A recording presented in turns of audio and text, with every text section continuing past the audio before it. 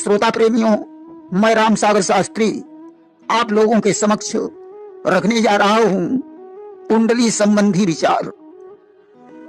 देखिए, कुंडली में कुल 12 घर होते हैं।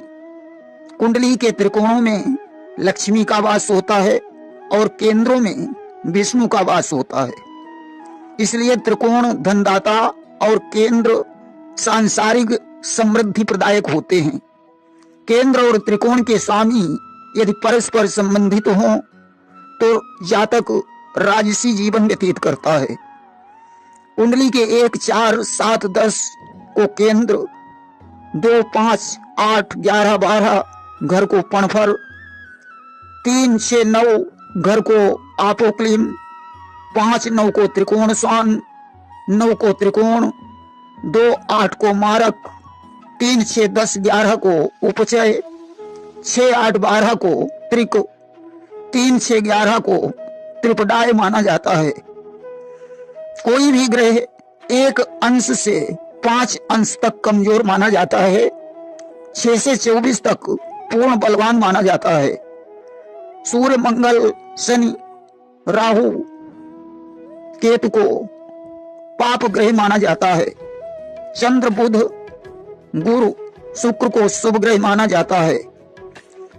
प्रथम भाव से शरीर, आकृति, वर्ण आदि का, द्वितीय भाव से धन वाणी का, तृतीय भाव से भाई और पराक्रम का, चतुर्थ भाव से मात्र सुख, जायदाद, वाहन का, पंचम भाव से विद्या और संतान का, तथा अष्टम भाव से मामा और रोग का, सप्तम भाव से पति या पत्नी तथा व्यवसाय का, अष्टम भाव से धर्म और मृत्यु का, नवम भाव से भाग्य का, दसम भाव से कर्म, नौकरी और पितृ सुख का, एकादश से लाभ का, द्वादश भाव से हानि का विचार किया जाता है। देखिए, कुंडली में कारक ग्रहों पर भी ध्यान देना पड़ता है। सूर्य पिता और आत्मा का कारक है। चंद्रमा माता और मन का कारक है। मंगल भाई और पराक्रम का कारक है। बुध वाणी, बुद्धि और व्यापार का कारक है। गुरु विद्वता और पुत्र का कारक है। शुक्र सुख और पत्नी या पति का कारक है। शनि नौकर चाकर और मृत्यु का कारक है। मोटे तौर पर यदि किसी घर में शुभ ग्रह बैठा हो तो शुभ फल, पाप ग्रह बैठा हो तो बुरा फल देगा। यदि कोई शुभ ग्रह किसी विशेष घर का स्वामी हो या उसे देख रहा हो तो उसका फल अच्छा होगा। सभी ग्रह अपने से 7वें घर को देखते हैं। बृहस्पति 5वें और 9वें घर को भी देख लेता है। मंगल 4थे और 8वें घरों को भी देख लेता है तथा शनि 3रे और 10वें घर को भी देख लेता है। कुंडली में ग्रहों के उच्च नीच, मित्र क्षेत्री, शत्रु क्षेत्री, बकरी, अस्त आदि का भी विचार किया जाता है। कुंडली एक गंभीर विषय है। इसका फलादेश करना बहुत आसान नहीं होता है। देखिए, जिस भाव की जो राशि हो उस राशि का स्वामी ही भावेश होता है। 6, 8, 12 भाव के स्वामी जहां भी बैठते हैं उस भाव को नुकसान पहुंचाते हैं। स्वग्रही अच्छा फल देता है। 11 भाव में सभी ग्रह अच्छा फल देते हैं। 1, 4, 5, 7, 10 भाव में शुभ ग्रह अच्छा फल देते हैं। 3, 6, 11 में पाप ग्रह अच्छा फल देते हैं। ग्रह जिस भाव को देखता है उस पर उसका प्रभाव पड़ता है। यदि किसी भाव में पड़ा हुआ ग्रह शुभ ग्रह से देखा जाए तो शुभ फल देगा। अशुभ ग्रह से देखा जाए तो अशुभ फल देगा। उच्च ग्रह सदैव अच्छा फल देता है। 8, 12 भाव में सभी ग्रह अनिष्ट कारक होते हैं। केंद्र में शुक्र, बुध, गुरु अच्छे माने जाते हैं। गुरु 6ठे भाव में शत्रुनाशक, शनि 8वें भाव में दीर्घायु, मंगल 10वें भाव में भाग्यवान बनाता है। राहु और केतु जिस भाव में होते हैं उसको हानि करते हैं। 1 और 2 भाव में केतु लाभदायक माना जाता है। अकेला गुरु यदि 2, 5, 7 भाव में हो तो धन, पुत्र, स्त्री के लिए हानिकारक होता है। देखिए, प्रथम भाव में सूर्य कारक, द्वितीय भाव में गुरु कारक, तृतीय भाव में मंगल कारक, चौथे भाव में चंद्र, धन, बुध कारक तथा अकेला बुध नेष्ट माना जाता है। पंचम भाव में गुरु कारक, परंतु अकेला गुरु विफल होता है। छठे भाव में शनि, धन, मंगल कारक, इसमें शुक्र नेष्ट माना जाता है। सप्तम भाव में शुक्र कारक, यहाँ शनि नेष्ट माना जाता है। अष्टम भाव में शनि कारक, नवम भाव में सूर्य, धन, गुरु कारक, दसम भाव में सूर्य, बुध, शनि कारक, इसमें मंगल योगद माना जाता है। 11वें भाव में गुरु कारक तथा 12वें भाव में शनि कारक होता है।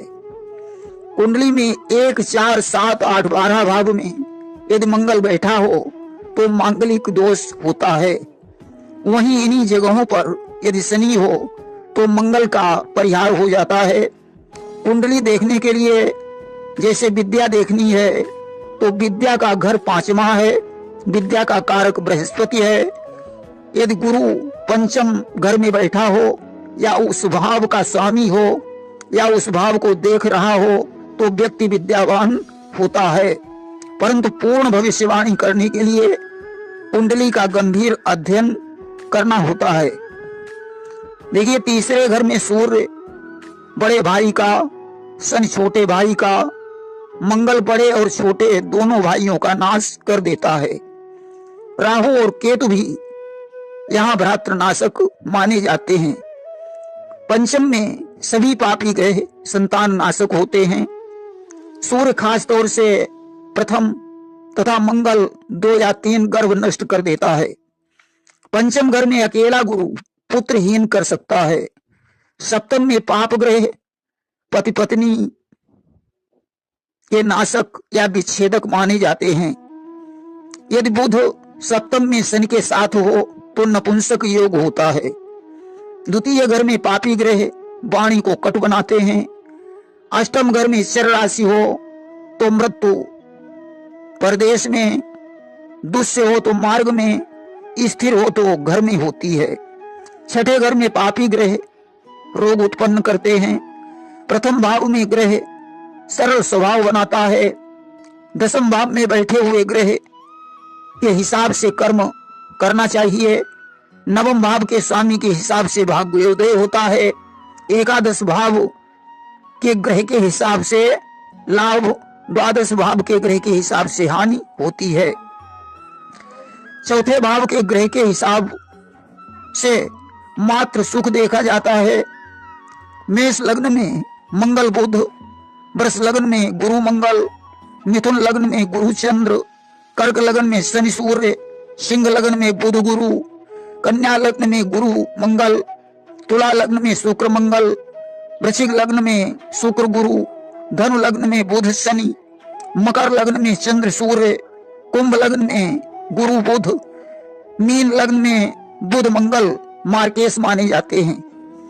इनकी दशा, अंतर्दशा तथा प्रत्यंतर दशा जातक के लिए कष्टदायी होती है। सूर्य की दशा में सूर्य, मंगल, गुरु, शुक्र का अंतर शुभ माना जाता है। चंद्र की दशा में चंद्र, गुरु, बुध, शुक्र, सूर्य का अंतर शुभ माना जाता है। मंगल की दशा में गुरु, शुक्र का अंतर शुभ माना जाता है। बुध की दशा में बुध, शुक्र, सूर्य, राहु, शनि का अंतर शुभ होता है। गुरु की दशा में शुक्र, गुरु, बुध, सूर्य, चंद्र का अंतर शुभ माना जाता है। शुक्र की दशा में शुक्र, मंगल, गुरु, शनि, बुध का अंतर शुभ माना जाता है। शनि की दशा में बुध, गुरु, शुक्र का अंतर शुभ होता है। परंतु राहु की दशा में गुरु, बुध, शुक्र का अंतर शुभ होता है। केतु की दशा में केतु, सूर्य, चंद्र, मंगल, राहु का अंतर अशुभ और कष्टकारी माना जाता है। प्रेम से बोलिए वृंदावन बिहारी लाल की जय।